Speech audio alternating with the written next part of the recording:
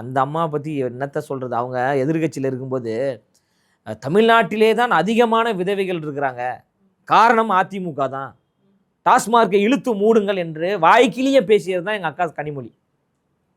இப்போ அக்கா கனிமொழி அவர்கள் ஏன் வாய் மூடி அமைதியாக இருக்காங்க? இப்போ யாரோட ஆட்சி நடக்குது? திமுக ஆட்சி. யார் முதலமைச்சர்?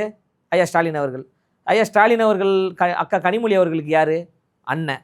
அப்போ போயிட்டு அண்ணா அண்ணா என்னண்ணா நம்ம எதிர்கட்சியாக இருக்கும்போது ஓவராக பில்டப்பாக பேசிட்டேண்ணா, ஐயா எடப்பாடியை பார்த்துட்டு ரொம்ப அசிங்கமாக பேசிட்டேன், உங்கள் ஆட்சியில் தான் அதிகமான விதவைகள்லாம் ஆகிட்டாங்க, சாராயத்தை குடிச்சு எல்லாம் சாவுறாங்க, டாஸ்மார்க்கை இழுத்து மூடுன்னு எடப்பாடியை பார்த்து கேட்டேன்னா, இப்போ நம்ம கவர்மெண்ட் வந்துருச்சு, நம்ம கவர்மெண்ட் வந்தோன்னா மரக்காணம், விழுப்புரம், கள்ளக்குறிச்சியில் வந்து கள்ளச்சாராயம் குடிச்சு இது வரைக்கும் 100 பேருக்கு மேலே செத்துட்டாங்கண்ணா, எங்கே போனாலும் என்ன அந்த கேள்வி கேட்குறாங்கண்ணா, எனக்காகவாது இந்த டாஸ்மார்க்கெல்லாம் கொஞ்சம் இழுத்து மூடுண்ணா அப்படின்னு அக்கா சொல்லலாம்ல அண்ணங்கிட்ட. அந்த அக்கா பேசுவதற்கு ஏதாவது தகுதி இருக்கா எங்களை பார்த்து பேசுகிறதுக்கு? அவங்கள் மீதே அவ்வளோ விமர்சனம் இருக்குது. நீட் தேர்வை ரத்து பண்ணுவோம் அப்படின்னு அக்கா தான் சொன்னாங்க.